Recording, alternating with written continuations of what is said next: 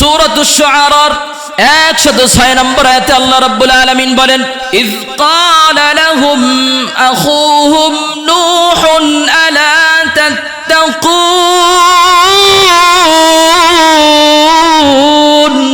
আল্লাহ রাব্বুল আলামিন বলেন, ওই সময়ের কথা স্মরণ করো যখন নূহ আলাইহিস সালাতু ওয়াস সালাম তার সম্প্রদায়কে বলল, হে আমার সম্প্রদায়, তোমরা কি আল্লাহকে ভয় করবে না? তোমরা কি তাকওয়া অবলম্বন করবে না? বলেন আল্লাহু আকবার। আল্লাহ রাব্বুল আলামিন সূরাতুশ শুআরার 126 নম্বর আয়াতে বলেন, ইয ক্বালা লাহুম আখুহুম সালিহুন আলা তাত্তাকুন। ওই সময়ের কথা স্মরণ করো যখন সালেহ আলাইহিস সালাতু ওয়াস সালাম তার জাতিকে, তার সম্প্রদায়কে বললেন, হে আমার জাতি, হে আমার সম্প্রদায়, তোমরা কি তাকওয়া অবলম্বন করবে না? তোমরা কি আল্লাহকে ভয় করবে না? সূরাতুশ শুআরার 142 নম্বর আয়াতে আল্লাহ বলেন, ইয ক্বালা লাহুম আখুহুম হুদুন আলা তাত্তাকুন।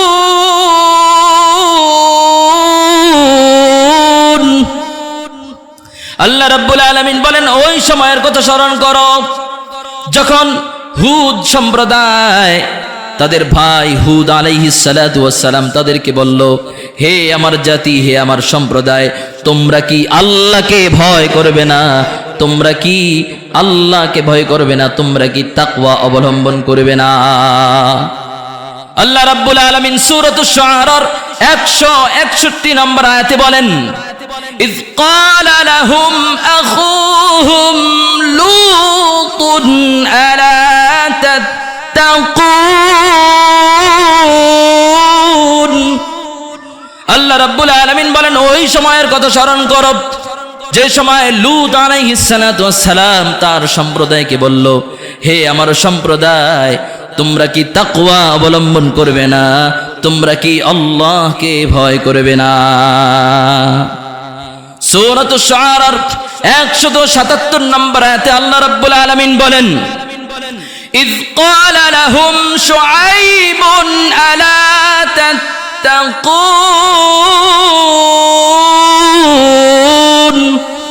আল্লাহ রাব্বুল আলামিন বলেন, ওই সময়ের কথা স্মরণ করো যখন শুআইব আলাইহিস সালাতু ওয়াস সালাম তার সম্প্রদায়কে বললেন, ও আমার সম্প্রদায়, তোমরা কি আল্লাহকে ভয় করবে না? তোমরা কি তাকওয়া অবলম্বন করবে না? সূরাতুল আনকাবুতের 16 নম্বর আয়াতে আল্লাহ রাব্বুল আলামিন বলেন, وَإِذْ قَالَ إِبْرَاهِيمُ لِقَوْمِهِ اعْبُدُوا اللَّهَ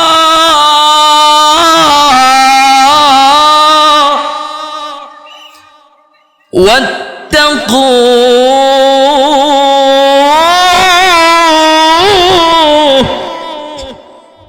হযরত ইব্রাহিম আলাইহিস সালাতু ওয়াস সালাম তার সম্প্রদায়কে বলে, হে আমার সম্প্রদায়, তোমরা আল্লাহর ইবাদত করো এবং আল্লাহ পাক রব্বুল আলামিনকে ভয় করো, তাকওয়া অবলম্বন করো। বলেন সুবহানাল্লাহ। তাহলে নবীগণ তাদের সম্প্রদায়কে তাকওয়া অবলম্বনের কথা বলেন। তাহলে মৌলিক কথার 3 নম্বর কথা গেল।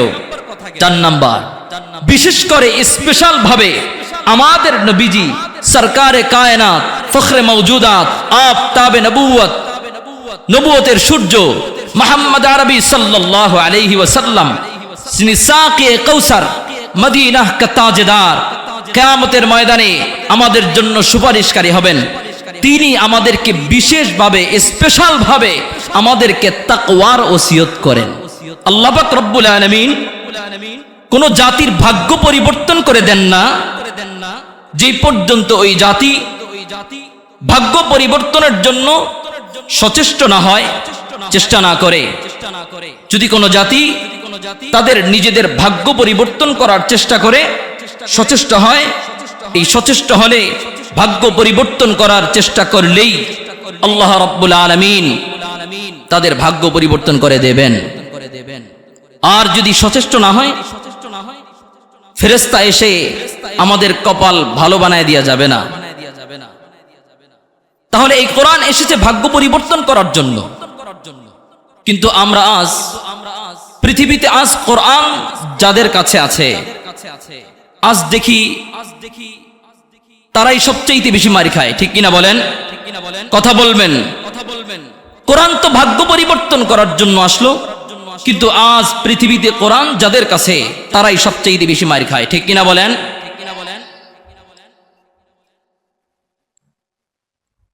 তো কোরআন তো আল্লাহ দিয়েছেন ভাগ্য পরিবর্তনের জন্য। তাহলে আমরা কি এটা বুঝবো যে আজ সিসনিয়া, বসনিয়া, ফিলিস্তিন, কাশ্মীর, মায়ানমার, হিন্দুস্তান, পৃথিবীর বহু জায়গায় মুসলমানরা লাঞ্ছিত, অবদস্থ, অপমানিত এবং সবচাইতে বেশি মার খায়। ঠিক কিনা বলেন?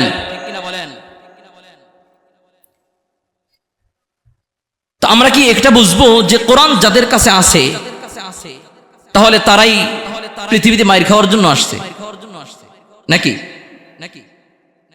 কোরআন কি পৃথিবীতে মানুষদেরকে মার খাওয়ার জন্য এই কোরআন মানুষের কাছে এসেছে? কথা বলেন না। আল্লাহ তাআলা আমাদের চিন্তার পরিবর্তন, আল্লাহ তাআলা আমাদের চিন্তার বিপরীত কথা বলছেন। আল্লাহ রাব্বুল আলামিন বলেন সূরাতুল আলে ইমরানের 102 নম্বর আয়াতে আল্লাহ রাব্বুল আলামিন বলেন, ইয়া আইয়ুহাল্লাযীনা আমানুত্তাকুল্লাহ, ইয়া আইয়ুহাল্লাযীনা আমানুত্তাকুল্লাহা হাক্কা তুকাতিহি ولا تموتن إلا وأنتم مسلمون।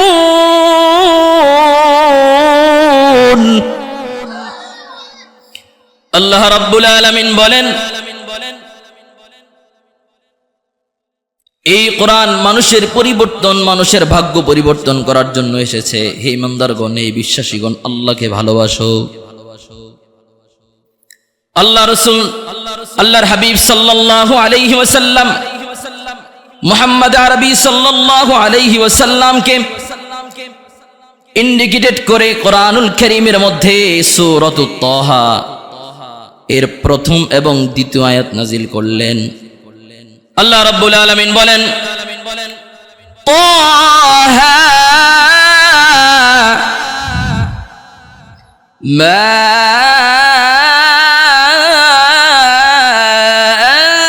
আনজালনা আলাইকাল কুরআনা লিতাশকা।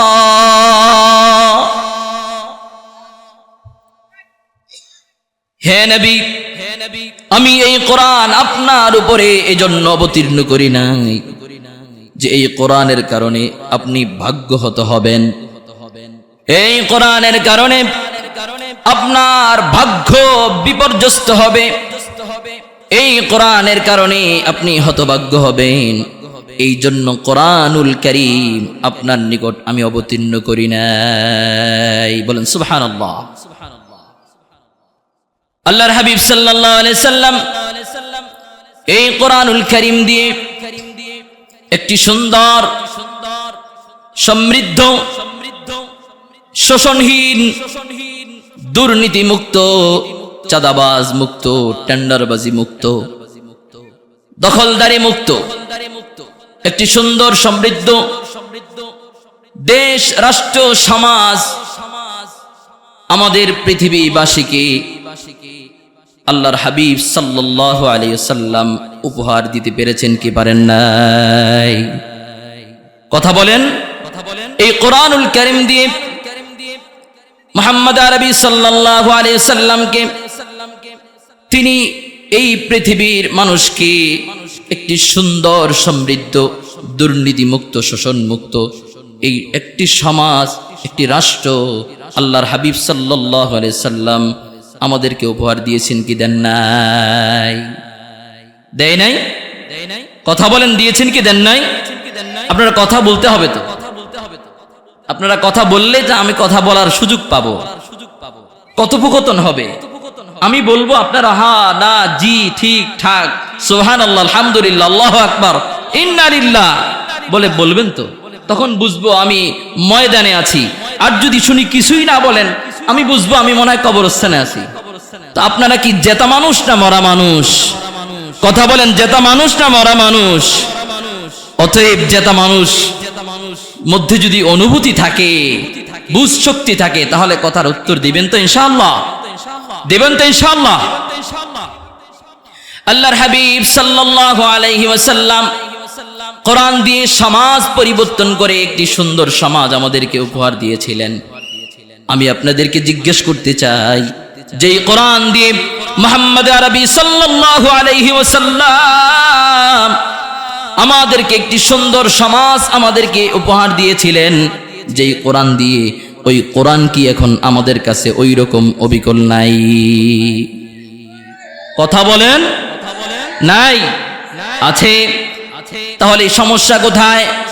সমস্যা হলো এই কোরআন আমরা বুঝি না, এই কোরআন আমরা বুঝার চেষ্টাও করি না। এই কোরআন সমাজে বাস্তবায়ন হোক, এটা আমার দিলের তামান্নাও আসে না। ঠিক কিনা বলেন? কথা বলেন, ঠিক কিনা? আমরা বুঝার চেষ্টাও করলাম না। এই রাতে আপনারা যদি বাড়িতে যান, বাড়িতে যাওয়ার পরে বাড়িতে গিয়ে যখন দেখবেন স্বরাষ্ট্র মন্ত্রণালয় থেকে একটি চিঠি, ইংলিশে একটা চিঠি আপনার ঘরে আসলো, অথবা এসপির পক্ষ থেকে অথবা থানার পক্ষ থেকে, বলুন তো দেখি এই ইংলিশে চিঠিটা দেখে আপনারা কি পেরেশান হবেন কি হবেন না? বলেন, হবেন কি হবেন না? কিরে, ওরে আল্লাহ, স্বরাষ্ট্র মন্ত্রণালয় থেকে ইংলিশে চিঠি পাঠিয়েছে আমার জন্য, এটা কি মামলা আমার জন্য পরোয়ানা জারি হলো নাকি? আমি কি গ্রেফতার হব নাকি আমার মাল ক্রপ করা হবে? পেরেশান হয়ে যাবেন। এই চিঠি বোঝার জন্য ছেলের কাছে যাবেন, ছেলে না বুঝলে মেয়ের কাছে যাবেন, মেয়ে না বুঝলে স্কুলের হেডমাস্টারের কাছে যাবেন, স্কুলের হেডমাস্টার যদি না বোঝে কলেজের স্যারের কাছে যাবেন, কলেজের মাস্টার যদি না বোঝে ইউনিভার্সিটিতে যাবেন। আপনি এদিক সেদিক দৌড়াদৌড়ি করবেন, কারণ আপনার মধ্যে পেরেশানি তৈরি হয়েছে। স্বরাষ্ট্র মন্ত্রণালয় থেকে আমার জন্য ইংলিশে একটা চিঠি এসেছে, এটা আমাকে বুঝতেই হবে। ঠিক কিনা বলেন? আরে ঠিক কিনা বলেন? কিন্তু আল্লাহ রাব্বুল আলামিন, আল্লাহর পক্ষ থেকে, যিনি আকাশ এবং জমিনের মালিক, ওই আল্লাহ রাব্বুল আলামিন আমার জন্য একখানা চিঠি পাঠিয়েছেন। ওই চিঠিটা বোঝার জন্য আমাদের কোনো সর্দি মর্মি হলো না, আমাদের কোনো চেতনা হলো না, আমাদের কোনো তলব সৃষ্টি হলো না। ঠিক কিনা বলেন? হয়েছে আমাদের? আপনারা কথা বলেন না।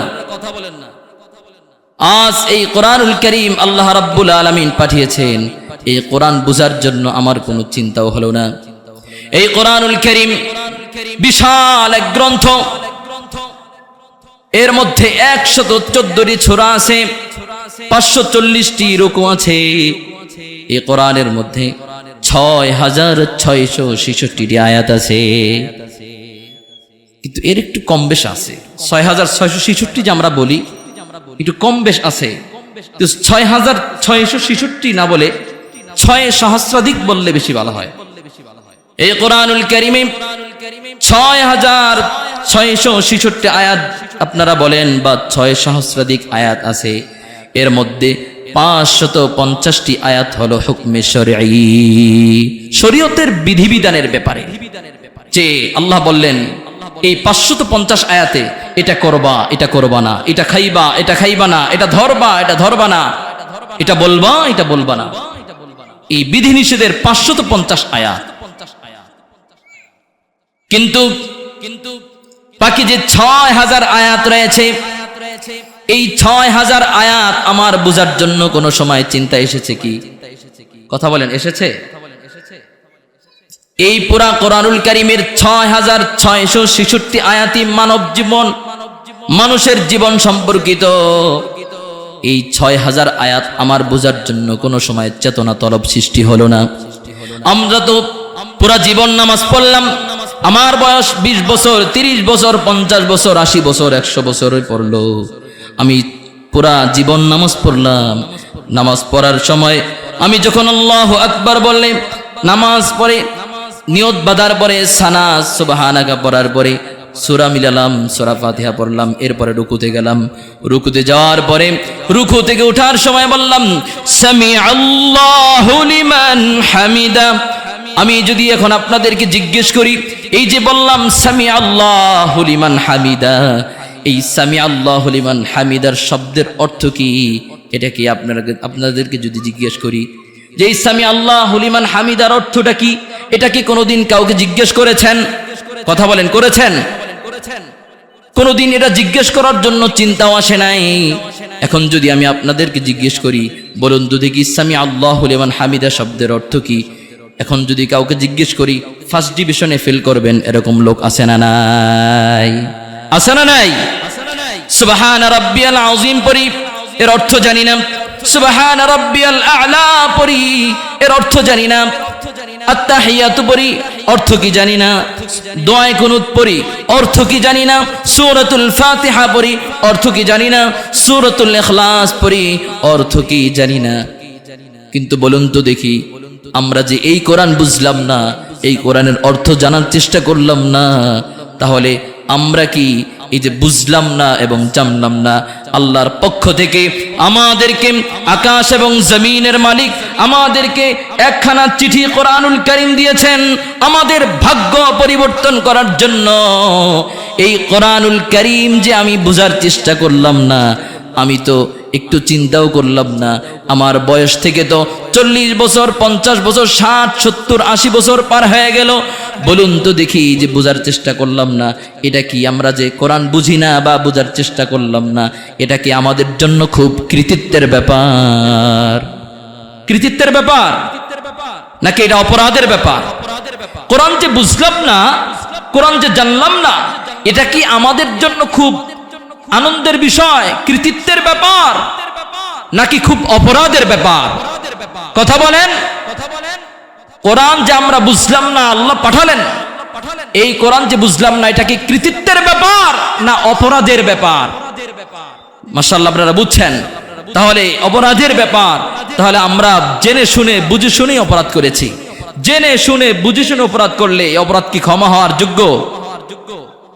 হ্যাঁ, তবে ক্ষমা হবে এখনো যদি চেষ্টা করেন। কিন্তু কেউ কেউ বলবেন, বাবা আমার বয়স তো অনেক হয়েছে, আমার চুল দাড়ি পেকে গেছে, দাঁত পড়ে গেছে, চোখে কম দেখি, এখন কি এগুলো আমাদের বোঝার বয়স আছে? এখন কিভাবে বুঝবো? না, মুহাম্মদ আরবি সাল্লাল্লাহু আলাইহি ওয়াসাল্লাম বলেন, শিক্ষার কোনো বয়স নাই, শিক্ষার কোনো শুরু এবং শেষ নাই। শিক্ষার বয়সের শুরু এবং এর কোনো শেষ নাই। মুহাম্মদ আরবি সাল্লাল্লাহু আলাইহি ওয়াসাল্লাম বলেন, মিনাল মাহদি ইলাল লাহদ, দোলনা থেকে মৃত্যু পর্যন্ত পুরা জীবনী শিক্ষার সময়। অতএব এই কথা বলার সুযোগ নাই, হুজুর আমার দাঁত পড়ে গেছে, চুল পেকে গেছে, আমি এখন শিখতে পারবো না, এটা বলার সুযোগ আছে? কথা বলেন সকলে, সুযোগ আছে? নাই। এই কোরআনুল কারীম থেকে আমি আপনাদের সামনে একটি আয়াতে কারিমা পাঠ করব, এবং এই আয়াতে কারিমার আলোচনার মাধ্যমে আমি আপনাদেরকে একটি বিষয় বোঝাবার চেষ্টা করব। যেই বিষয়টা আপনাদেরকে বোঝাবার চেষ্টা করব, এই বিষয়, একটি বিষয় যদি আপনারা বুঝতে পারেন, তাহলে এই যেই বিষয়টা আপনাদের সামনে আমি উপস্থাপন করব, বিষয়টা যদি আপনাদের মধ্যে উপস্থিত থাকে, এটা যদি অর্জন করতে পারেন, তাহলে আমরা ফেরেশতাদের চাইতে বেশি মর্যাদাবান হয়ে যাব। আর যদি এই বিষয়টা আমাদের মধ্যে অনুপস্থিত থাকে, তাহলে আমরা শয়তানের চাইতেও খারাপ হয়ে যাব। বলেন নাউজুবিল্লাহ। আসুন, যেই বিষয়টা জানবার কারণে যেই বিষয়টা আমাদের মধ্যে বদ্ধমূল হওয়ার কারণে, যেই বিষয়টা আমরা অর্জন করলে নূরের তৈরি ফেরেশতার চাইতে আমাদের মর্যাদা বেড়ে যাবে, আমরা সেই বিষয়টি দিকেই আলোচনা করতে শুরু করি। আল্লাহ রাব্বুল আলামিন বলেন, ইয়া আইয়ুহাল্লাযীনা আমানুত্তাকুল্লাহ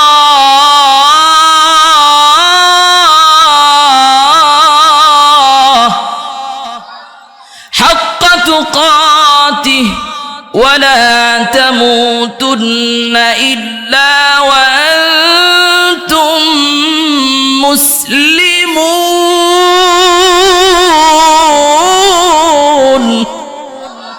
আল্লাহ রাব্বুল আলামিন বলেন, হে বিশ্বাসীগণ, হে ঈমানদারগণ, আল্লাহকে ভয় করো, হাক্কা তুকাতি, ভয় করার মতো ভয়, সাধারণ ভয় নয়, ভয় করার মতো ভয় করার জন্য বললেন।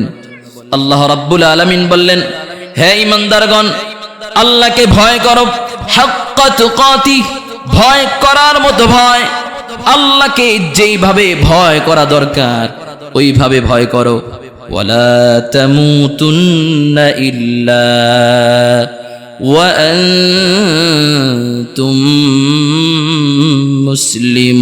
মুসলিমুন, এবং মুসলমান না হইয়া মইরো না। কি বললেন? তাহলে এই ঈমান আর মুসলমান, মুসলিম, মুমিন, ঈমান, মুসলমান, এটা একটা ইসলামী গুরুত্বপূর্ণ একটা পরিভাষা। ঈমান কি? ঈমান হলো কিছু বিশ্বাসের নাম। বলেন ঈমান কি? বলেন কিছু বিশ্বাসের নাম। যদি কেউ এই কিছু বিশ্বাসকে সে দিলের মধ্যে বসায় নেয় তাহলে সে হয়ে যায় মুমিন। বলেন কি হয়ে যায়? সে হয়ে যায় মুমিন। আর ইসলাম কিছু বিধিবিধানের নাম। কেউ যদি সেই বিধিবিধানগুলা মেনে নেয় তাহলে সে হয়ে যায় মুসলমান। বলেন সুবহানাল্লাহ। তাহলে কি বুঝলাম? ঈমান কিছু বিশ্বাসের নাম। কেউ যদি এই বিশ্বাসগুলোকে নিজের অন্তরে ধারণ করে বিশ্বাস করে তাহলে সে হয়ে যায় মুমিন। আর ইসলাম কিছু বিধিবিধানের নাম। যদি কেউ এই বিধিবিধানগুলা পালন করে তাহলে সে হয়ে যায় মুসলমান। তাহলে কেউ যদি কালিমা লা ইলাহা ইল্লাল্লাহ পাঠ করে দাখালাল জান্নাহ, তাহলে সে জান্নাতে প্রবেশ করবে। এজন্য সূরাতুজ জিলজালের মধ্যে আল্লাহ রাব্বুল আলামিন বলেছেন, ফামান ইয়ামাল মিসকালা যাররাতিন খায়রান ইয়ারাহ ওয়া মান ইয়ামাল মিসকালা যাররাতিন শাররান ইয়ারাহ। যে জাররা থেকে জাররা পরিমাণ যদি তোমরা পৃথিবীতে নেক আমল করো, আমি আল্লাহ পাক রব্বুল আলামিন ওয়াদা করছি এই জাররা পরিমাণ নেক আমল কিয়ামতের ময়দানে এই নেক আমলের বদলা এবং জাযা আমি আল্লাহ রাব্বুল আলামিন কিয়ামতের ময়দানে দিয়ে দিব। আর যদি জাররা থেকে জাররা পরিমাণ যদি আমার নাফরমানি করো তাহলে কাল কিয়ামতের ময়দানে আমি আল্লাহ রাব্বুল আলামিন সেই জাররা পরিমাণ অপরাধের শাস্তিও আমি আল্লাহ পাক রব্বুল আলামিন দেব। বলেন নাউজুবিল্লাহ। তো বুঝলাম ঈমান আনার পরে আমি মুমিন হলাম। মুমিন হওয়ার কারণে আমি জান্নাতে একদিন না একদিন যাব। আমি আপনাদেরকে একটা সুসংবাদ দিব। সুবহানাল্লাহ বলার মতো একটা সুসংবাদ। শুনবেন আপনারা? শুনবেন? কথা বলেন না, শুনবেন? যে ব্যক্তি লা ইলাহা ইল্লাল্লাহ পাঠ করে ঈমান আনয়ন করলো, ঈমান আনলো, বলে শুধু ঈমান এনে কিছুক্ষণ পরেই মারা গেছে, আর কোনো আমল করতে পারে নাই, বলে এই আদনা থেকে আদনা ঈমানদার কিয়ামতের ময়দানে আল্লাহ পাক রব্বুল আলামিন তাকে একদিন না একদিন এই সামান্য জাররা ইমানের কারণে তার জন্য আল্লাহ রাব্বুল আলামিন এই দুনিয়ার 10 দুনিয়া সমান একটা জান্নাত দান করবেন। আরো জোরে বলেন সুবহানাল্লাহ। বুঝলাম জাররা থেকে জাররা ঈমান থাকলে জান্নাত আল্লাহ দিবেন, কিন্তু একদিন না একদিন জান্নাতে যাব শাস্তি ভোগ করার পরে। এখন বলুন তো দেখি, আমরা কি হিসাব নিকাশ করে জান্নাতে যেতে চাই, না হিসাব নিকাশ ছাড়া জান্নাতে যেতে চাই? কথা বলেন সবাই। আমরা কি হিসাব নিকাশ করে জান্নাতে যেতে চাই, না হিসাব নিকাশ ছাড়া জান্নাতে যেতে চাই? কথা বলেন। হিসাব নিকাশ ছাড়া যেতে চান, ঠিক কিনা বলেন? তাহলে হিসাব নিকাশ ছাড়া যদি যেতে চান, জান্নাতে তো আপনি একদিন যাবেনই। এই কথা বলে যদি আপনি চুপচাপ বসে থাকেন, কোনো আমল না করেন, বলুন তো দেখি আপনি একদিন না একদিন জান্নাতে যাবেন, এই আশায় আপনি কিছুই করেন না। কিন্তু জাহান্নামে আপনি কি 1 সেকেন্ড থাকার মতো যোগ্যতা রাখেন? জাহান্নামের আগুনে 1 সেকেন্ড থাকতে পারবেন? আমি তো থাকার যোগ্যতা রাখি না, আমি তো পারবো না। আপনারা কি পারবেন?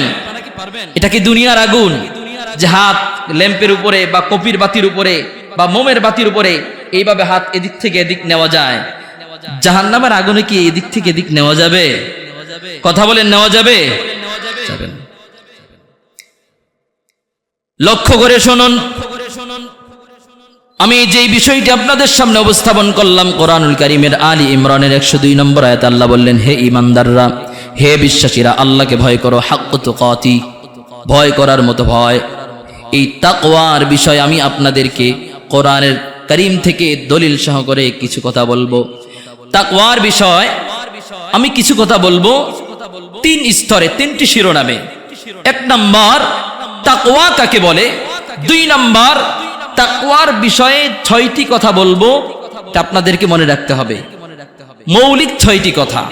3 নাম্বার তাকওয়ার ফলাফল কি, কেউ যদি মুত্তাকি হয়ে যায়, কেউ যদি তাকওয়া অবলম্বন করে, তাহলে তার ফলাফল কি হবে, এই ফলাফল বলে আমি আমার সংক্ষিপ্ত আলোচনা শেষ করব ইনশাআল্লাহ। আপনারা শুনতে প্রস্তুত তো? ইনশাআল্লাহ প্রস্তুত তো আপনারা? তাকওয়া 4 জিনিসের নাম হযরত আলী রাদিয়াল্লাহু তাআলা আনহু বলেন, عن علي بن أبي طالب رضي الله تعالى عنه قال قال رسول الله صلى الله عليه وسلم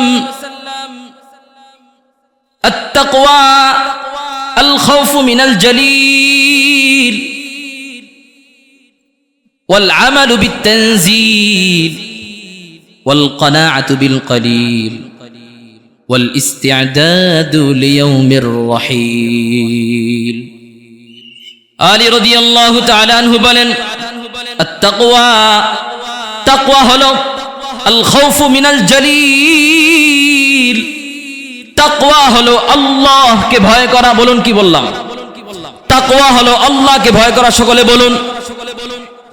নাম্বার 2 ওয়াল আমালু বিত-তানজিল, পুরা কোরআনুল কারীমের বিসমিল্লাহর বা থেকে মিনাল জিন্নাতি ওয়ান নাসের সিন পর্যন্ত টোটালটার উপরে আমল করার নাম হলো তাকওয়া।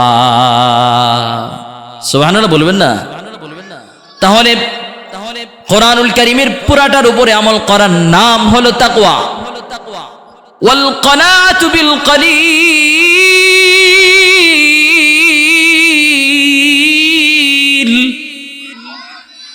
আলী রাদিয়াল্লাহু তাআলা আনহু বলেন, অল্পে তুষ্ট থাকার নাম হলো তাকওয়া।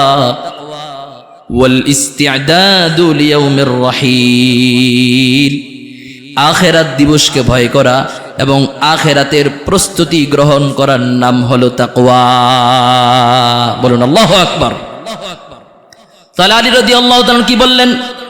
আল খাউফু মিনাল জালিল, আল্লাহকে ভয় করা, ওয়াল আমালু বিত-তানজিল, কোরআনুল কারীমের বিসমিল্লাহর বা থেকে মিনাল জিন্নাতি ওয়ান নাসের সিন পর্যন্ত টোটালটার উপরে আস্থা অটল অবিচল রেখে এর উপর আমল করা, এর নাম হলো তাকওয়া। 3 নাম্বার ওয়াল কানাআতু বিল কলিল, আল্লাহ আমাকে যতটুকু দিয়েছেন আলহামদুলিল্লাহ, এটার নাম তাকওয়া। ওয়াল ইস্তিআদাদু লিয়াউমির রাহিল, আখিরাতের পরপারের জীবনের জন্য প্রস্তুতি গ্রহণ করার নাম হলো তাকওয়া। তাহলে আমরা কি বুঝলাম? তাকওয়া চার জিনিসের নাম। 1 নাম্বার আল্লাহকে ভয় করা, 2 নাম্বার কোরআন অনুযায়ী আমল করা, 3 নাম্বার অল্পে তুষ্ট থাকা, 4 নাম্বার আখিরাতের জন্য প্রস্তুতি গ্রহণ করা। হযরত আব্দুল্লাহ বিন মাসউদ রাদিয়াল্লাহু তাআলা আনহু বলেন যে 3 জিনিসের নাম হলো তাকওয়া। আইয়ুতা আল্লাহ ফালা ইউসা, আল্লাহর অনুগত্য করা, নাফরমানি না করা। নাম্বার 2, ওয়া আইয়ুযকারা ফালা ইউনসা, যে সদা সর্বদা উঠতে বসতে খাইতে লইতে আল্লাহ রব্বুল আলামিনকে নিজের স্মরণে রাখা। কিছু সময়ের জন্য চোখ পলক পরে কি করেন আমাদের, এই চোখের পলক পরিমাণ আল্লাহকে না ভোলা, এর নাম হলো তাকওয়া। ওয়া ইউশকারা ফালা ইউকফার, আল্লাহ রব্বুল আলামিন আমাদেরকে যেই নিয়ামত দিলেন এই নিয়ামতের শুকরিয়া আদায় করা এবং এর অকৃতজ্ঞ না হওয়া। তাহলে আব্দুল্লাহ ইবনে মাসউদ রাদিয়াল্লাহু তাআলা আনহু বললেন, আইয়ুতা আল্লাহ ফালা ইউসা ওয়া আইয়ুযকারা ফালা ইউনসা ওয়া আইয়ুশকারা ফালা ইউকফার। আইয়ুতা আল্লাহ, আল্লাহর অনুগত্য করা, আল্লাহর নাফরমানি না করা। ওয়া আইয়ুযকারা ফালা ইউনসা, আল্লাহকে সদা সর্বদা স্মরণে রাখা, আল্লাহকে না ভোলা। ওয়া আইয়ুশকারা ফালা ইউকফার, আল্লাহ রাব্বুল আলামিনের নিয়ামতের কৃতজ্ঞতা আদায় করা, আল্লাহ রাব্বুল আলামিনের নিয়ামতের অকৃতজ্ঞ না হওয়া। তাহলে কি বুঝলাম আমরা? আলী রাদিয়াল্লাহু তাআলা বললেন 4 জিনিসের নাম তাকওয়া।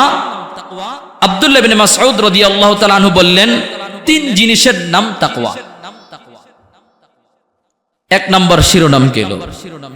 2 নম্বর শিরোনামে তাকওয়ার ব্যাপারে মৌলিক 6টি কথা।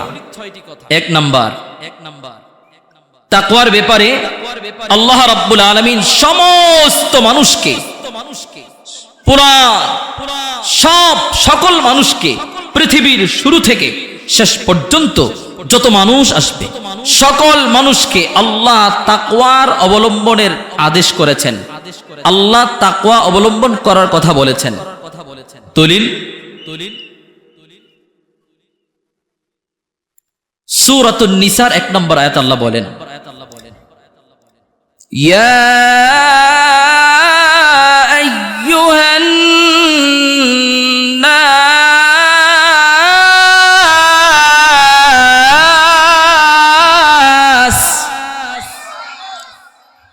ইয়া আইয়ুহান নাস ইত্তাকু রাব্বাকুমুল্লাযী خلقكم من نفس واحدة। الله أكبر। আল্লাহ রাব্বুল আলামিন বলেন, পুরা পৃথিবীর মানুষদেরকে ইন্ডিকেট করে বলেন, হে লোক সকল, হে দুনিয়ার সমস্ত মানুষ, ইয়া আইয়ুহান নাস ইত্তাকু, আল্লাহকে ভয় করো, তাকওয়া অবলম্বন করো, যিনি তোমাদেরকে একজন সত্তা থেকে, একটি সত্তা থেকে সৃষ্টি করেছেন, হযরত আদম আলাইহিস সালাতু ওয়াস সালাম থেকে। তাহলে আল্লাহ সকল মানুষকে তাকওয়ার অবলম্বনের আদেশ করেছেন। আল্লাহ তাআলা সকল ঈমানদারদেরকে তাকওয়া অবলম্বনের আদেশ করেছেন। এই সূরা আলে ইমরানের 102 নম্বর আয়াতে আল্লাহ বলেন, ইয়া আইয়ুহাল্লাযীনা আমানুত্তাকুল্লাহ হাক্কা তুকাতিহি ওয়া লা তামুতুন্না ইল্লা ওয়া আনতুম মুসলিমুন। হে ঈমানদারগণ, আল্লাহকে ভয় করো, মুসলমান না হয়ে কবরে যেও না। তাহলে আল্লাহ প্রথমে সকল মানুষদেরকে তাকওয়া অবলম্বনের আদেশ করলেন, এরপরে বিশেষ করে ঈমানদারদেরকে বললেন তাকওয়া অবলম্বন করো। এক নাম্বার গেল। তাকওয়ার ব্যাপারে মৌলিক 6টি কথার একটি কথা হলো। নাম্বার 2, কালিমাতুল ইখলাসকে কালিমাতুত তাকওয়া বলা হয়। কালিমাতুল ইখলাস কি? লা ইলাহা ইল্লাল্লাহ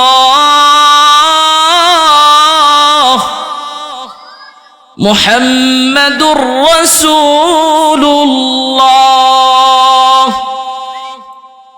এই লা ইলাহা ইল্লাল্লাহ মুহাম্মাদুর রাসূলুল্লাহকে কালিমাতুল ইখলাস বলা হয়, এটাকে কালিমাতুত তাকওয়াও বলা হয়। সূরাতুল ফাতহের 26 নম্বর আয়াতে আল্লাহ বলেন, ইয জাআলাল্লাযীনা কাফারু ফী কুলূবিহিমুল হামিয়াতা হামিয়াতাল জাহিলিয়াহ ফাআনজালাল্লাহু সাকিনাতাহু আলা রাসূলিহি ওয়া আলাল মুমিনিনা ওয়া আলজামাহুম কালিমাতাত তাকওয়া ওয়া কানু আহাক্কা বিহা ওয়া আহলাহা। যখন জাহিলি যুগের কাফেররা যখন নিজেদের অন্তরে জাহিলি যুগের আত্ম অহমিকার মতো আত্ম অহমিকা করত, যেমন কিছু কিছু সময় দেখা যায় কাফেররা মুসলমানদের উপরে জয়লাভ করেছে, কিন্তু এরা দেখতে দেখা যায় মূলত কাফেররা মুসলমানের উপরে কখনো জয় হয় না। হয়? কথা বলেন হয়? তখন আল্লাহ রাব্বুল আলামিন কি করেন? যখন কাফেররা নিজেদের অন্তরে আত্ম অহমিকা করে জাহিলি যুগের কাফেরদের মতো নিজেদের মধ্যে একটা ভাব নিয়ে আসে, আমরাই তো মুসলমানদের থেকে সবচাইতে শক্তিশালী, আল্লাহ রাব্বুল আলামিন এই পরিস্থিতিতে মুসলমান এবং মুমিন এবং রাসূলদের উপরে শান্তি এবং প্রশান্তি নাজিল করেন। বলেন সুবহানাল্লাহ। ফানজালাল্লাহু সাকিনাতাহু আলা রাসূলিহি ওয়া আলাল মুমিনিন। আল্লাহ রাব্বুল আলামিন মুমিন এবং রাসূলদের উপরে প্রশান্তি নাজিল করেন এবং ওয়ালজাবাহুম কালিমাতাত তাকওয়া ওয়া কানু আহাক্কা বিহা ওয়া আহলাহা। এই কালিমাতুত তাকওয়া তথা লা ইলাহা ইল্লাল্লাহকে মুমিন এবং রাসূলদের উপরে এই কালিমাকে অবধারিত করে দেন। কি করে দেন? অবধারিত করে দেন। এবং আল্লাহ রাব্বুল আলামিন বলেন, এই কালিমার সবচেয়ে বেশি হকদার রাসূলগণ এবং তার রাসূলের সাথী কাছের সাহাবায়ে কারাম এর সবচেয়ে বেশি হকদার। বলেন কালিমাতুত তাকওয়ার সবচেয়ে বেশি হকদার কারা? রাসূলরা। তারপরে কারা? সাহাবায়ে কারাম। তাহলে বুঝলাম কালিমাতুল ইখলাসকে কালিমাতুত তাকওয়া বলা হয়। মৌলিক কথার 2 নম্বর কথা গেল, 6টির মৌলিক কথার 3 নম্বর কথা। তাকওয়ার ব্যাপারে সকল নবীগণ তাদের উম্মতদেরকে তাকওয়ার ওসিয়ত করেছেন, ওসিয়ত করে গেছেন। বলুন তো দেখি ওসিয়ত কাকে বলে? ওসিয়ত হলো মরার আগে ছেলে সন্তানকে ওসিয়ত করে যায়, বাবা আমার কবরটা অমুক জায়গায় দিও, আমার জানাজাটা অমুক মসজিদের ইমাম সাহেবকে পড়াইতে বইল, আমার অমুক নাতিকে পড়াইতে বইল। এই যে বলে যায় না, এটাকে কি বলা হয়? কথা বলেন কি বলা হয়? ওসিয়ত বলা হয়। আমরা আমাদের বাবা মা দাদা দাদি নানা নানি কেউ যদি ওসিয়ত করে যায়, আমরা সেই ওসিয়তটা আমাদের যথাসাধ্য পালন করার চেষ্টা করি কি করি না? আরে কথা বলেন করি কি করি না? আমার সাধ্য থাকা অবস্থায় আমি কি বাবা মায়ের ওসিয়ত আমরা সাধ্য আছে পালন করি না? এমন আছে? সাধ্য থাকলে জান প্রাণ দিয়ে, সাধ্য না থাকলেও চেষ্টা করে বাবা ওসিয়ত করে গেছে ওসিয়ত পূরণ করার জন্য। তো সকল নবীগণ তাদের উম্মতদেরকে তাকওয়ার ব্যাপারে ওসিয়ত করছেন। দলিল সূরাতুশ শুআরার 106 নম্বর আয়াতে আল্লাহ রাব্বুল আলামিন বলেন, إذ قال لهم أخوهم نوح ألا تتقون।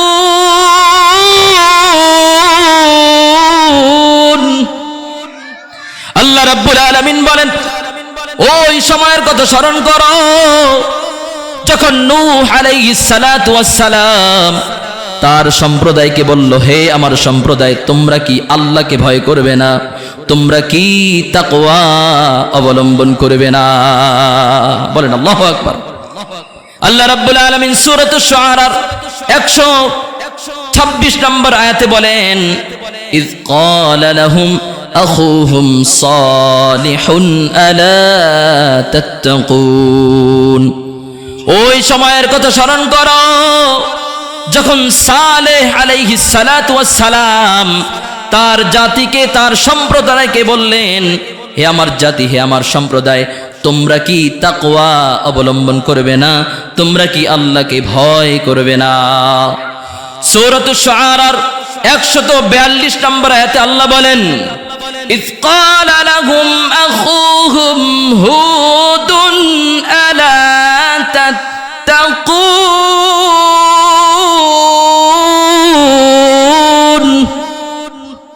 আল্লাহ রাব্বুল আলামিন বলেন, ওই সময়ের কথা স্মরণ করো যখন হুদ সম্প্রদায় তাদের ভাই হুদ আলাইহিস সালাতু ওয়াস সালাম তাদেরকে বলল, হে আমার জাতি, হে আমার সম্প্রদায়, তোমরা কি আল্লাহকে ভয় করবে না? তোমরা কি আল্লাহকে ভয় করবে না? তোমরা কি তাকওয়া অবলম্বন করবে না? আল্লাহ রাব্বুল আলামিন সূরাতুশ শুআরার 161 নম্বর আয়াতে বলেন, ইয ক্বালা লাহুম আখুহুম লূতুন আলা তাত্তাকুন। আল্লাহ রাব্বুল আলামিন বলেন, ওই সময়ের কথা স্মরণ করো যে সময় লূত আলাইহিস সালাতু ওয়াস সালাম তার সম্প্রদায়কে বলল, হে আমার সম্প্রদায়, তোমরা কি তাকওয়া অবলম্বন করবে না? তোমরা কি আল্লাহকে ভয় করবে না? সূরাতুশ শুআরার 177 নম্বর আয়াতে আল্লাহ রাব্বুল আলামিন বলেন, ইয ক্বালা লাহুম শুআইবুন আলা তাত্তাকুন।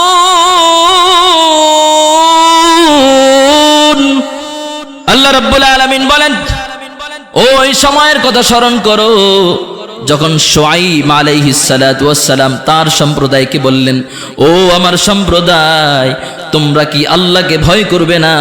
তোমরা কি তাকওয়া অবলম্বন করবে না?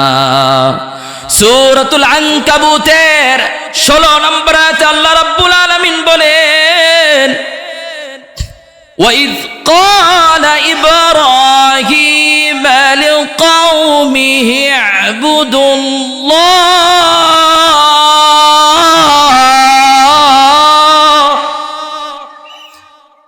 وَاتَّقُوهُ।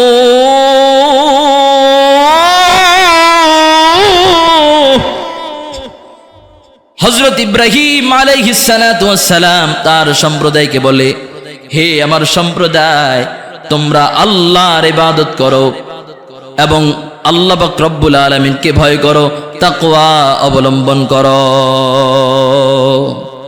বলেন সুবহানাল্লাহ। তাহলে নবীগণ তাদের সম্প্রদায়কে তাকওয়া অবলম্বনের কথা বলেন। তাহলে মৌলিক কথার 3 নম্বর কথা গেল। 4 নম্বর, বিশেষ করে স্পেশাল ভাবে আমাদের নবীজি সরকারে কায়নাত, ফখরে মওজুদাত, আফতাবে নবুয়ত, নবুয়তের সূর্য মুহাম্মদ আরবি সাল্লাল্লাহু আলাইহি ওয়াসাল্লাম, যিনি সাকিয়ে কাউসার, মদিনাহ কা তাজদার, কিয়ামতের ময়দানে আমাদের জন্য সুপারিশকারী হবেন, তিনি আমাদেরকে বিশেষভাবে, স্পেশাল ভাবে আমাদেরকে তাকওয়ার ওসিয়ত করেন। আবু দাউদ শরীফের 5156 নম্বর হাদিসের বর্ণনা, নবীজি অন্তিম মুহূর্ত ইন্তেকাল করবেন। নবীজি সাল্লাল্লাহু আলাইহি ওয়াসাল্লাম এই ইন্তেকালের সময় পূর্ব মুহূর্তে আল্লাহর হাবিব সাল্লাল্লাহু আলাইহি ওয়াসাল্লাম আমাদেরকে ওসিয়ত করেন, কানা আখিরু কালামি রাসূলুল্লাহ সাল্লাল্লাহু আলাইহি ওয়াসাল্লাম আসসালাত আসসালাত আসসালাত ইত্তাকুল্লাহা ফীমা মালাকাত আইমানিকুম।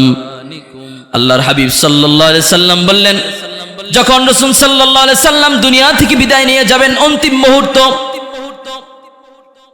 তিনি মৃত্যুবরণ করবেন, এর আগে বলেন, উম্মত, নামাজ নামাজ নামাজ। তোমরা তোমাদের অধীনস্থ দাস দাসী চাকর চাকরিনীদের ব্যাপারে তোমরা আল্লাহকে ভয় করো। তাহলে নবীজি সাল্লাল্লাহু আলাইহি সাল্লাম অন্তিম মুহূর্তে উম্মতকে তাকওয়ার ওসিয়ত করেন, উম্মত নামাজ নামাজ নামাজ, তোমরা তোমাদের অধীনস্থ চাকর চাকরানী দাস দাসীদের ব্যাপারে আল্লাহকে ভয় করো। ইত্তাকুল্লাহ ইত্তাকুল্লাহ। সহিহ বুখারীর ৭৪২০ নম্বর হাদিসের বর্ণনা। عن أنس بن مالك رضي الله تعالى عنه قال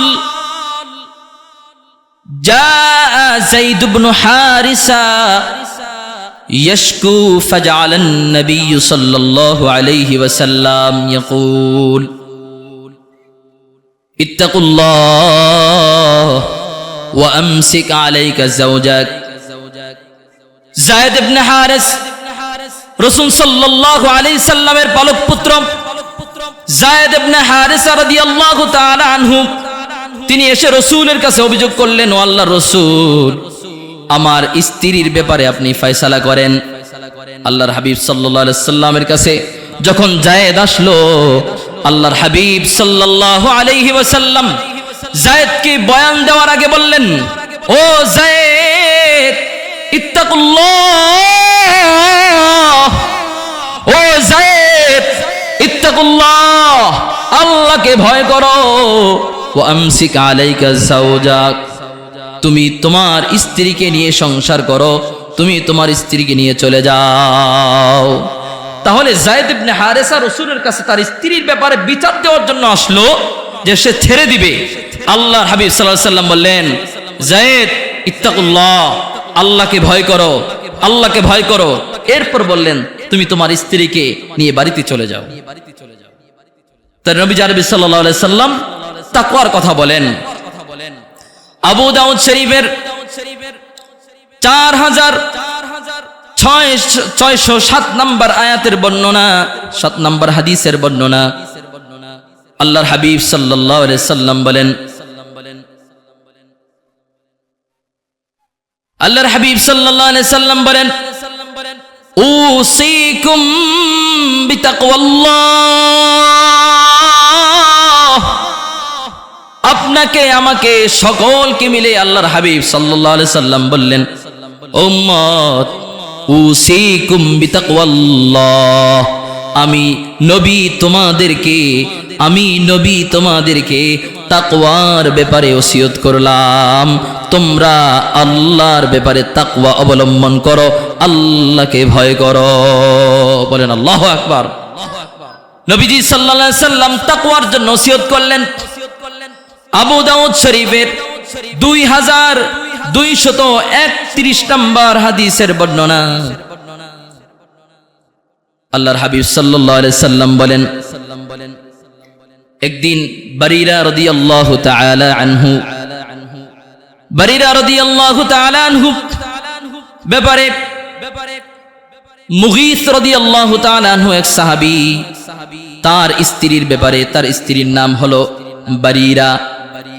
এই বারিরা মুগীস ছিল একজন গোলাম।